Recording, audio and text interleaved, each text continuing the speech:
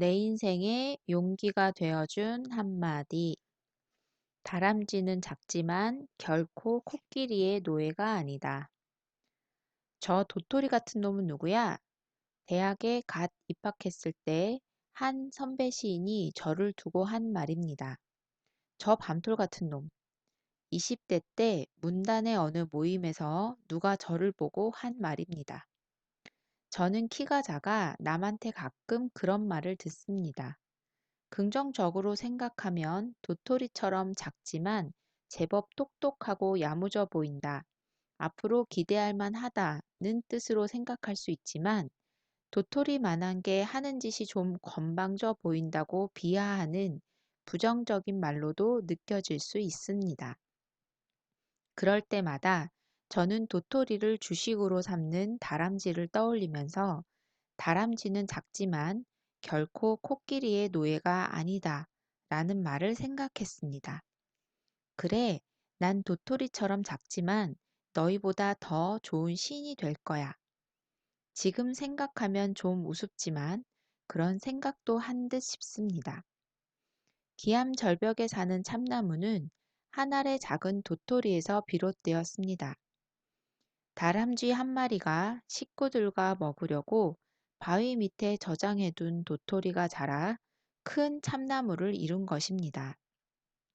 잣나무도 마찬가지입니다.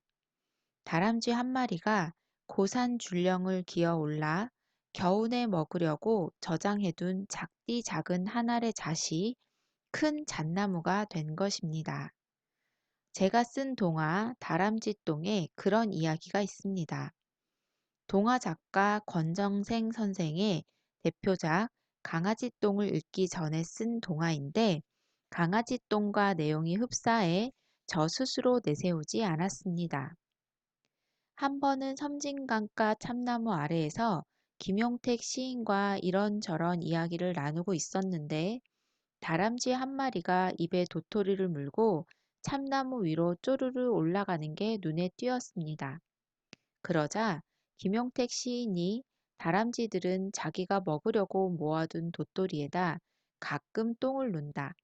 그러면 도토리가 그 다람쥐 똥을 먹고 똥 속에서 자라 나중에 큰 참나무가 된다는 말을 했습니다. 그렇습니다. 아무리 작다 해도 다람쥐는 주어진 자기 역할을 다 해내는 주체적 존재이지 코끼리의 노예가 아닙니다. 작다고 해서 큰 것의 노예가 될 수는 없습니다. 코끼리가 다람쥐처럼 나무 위로 올라가 도토리 같은 나무 열매를 따먹을 수 없습니다. 다람쥐도 코끼리처럼 등에 사람을 태우거나 무거운 짐을 올려놓을 수 없습니다. 기원전 로마와 대항해 싸우던 카르타고의 명장 한니발 장군은 코끼리를 타고 알프스 산을 넘어 전쟁까지 치렀습니다. 그러나 다람쥐는 사람을 태우고 전쟁터에 나갈 수 없습니다. 다람쥐는 다람쥐대로, 코끼리는 코끼리대로 각자 주어진 역할과 능력대로 살아가는 주체적 존재일 뿐입니다. 권정생 선생의 동화 강아지똥에 보면 강아지똥은 이 세상에 아무 쓸모없이 태어났다고 슬퍼합니다. 그러나 자신을 영양분 삼아 샛노랗게 피어난 민들레를 보고 자신이 쓸데없는 존재가 아니라 꽃을 피울 수 있는 소중한 가치를 지닌 존재라는 것을 깨닫게 됩니다. 그래서 어느 비 오는 날에는 민들레 뿌리 속으로 스며들면서 자신을 사랑하게 됩니다. 저도 남들이 아무리 도토리 같은 놈, 밤톨 같은 놈이라고 해도 저 자신을 그렇게 생각하지 않습니다. 그 도토리가 키워내는 참나무 같은 존재로 생각합니다. 만일 도토리와 같은 존재로 생각한다면 저는 그만 도토리 같은 존재가 되고 맙니다. 아무리 자신이 보잘것없는 존재로 여겨지더라도 권정생의 강아지똥처럼 자신의 존재 가치를 발견하고 자신을 먼저 사랑할 줄 아는 게 중요합니다. 자신을 사랑해야 남도 사랑할 수 있습니다. 자신을 사랑하지 않고 다른 사람을 사랑하는 사람은 사랑할 줄 모르는 사람입니다. 그리고 자신을 사랑하더라도 지금 현재의 자신을 사랑하는 게 중요합니다. 미래의 나를 사랑하는 일 또한 오늘의 나를 사랑하는 일을 통해서만 가능합니다. 어느 가톨릭 수도회에서는 수도자들의 수행 과정 중에 반드시 양탄자를 짜게 하는 과정이 있습니다. 다음은 그 수도회에서 전해 내려오는 이야기입니다. 한 수도자가 몇 달 동안 계속 양탄자를 짜고 있었다.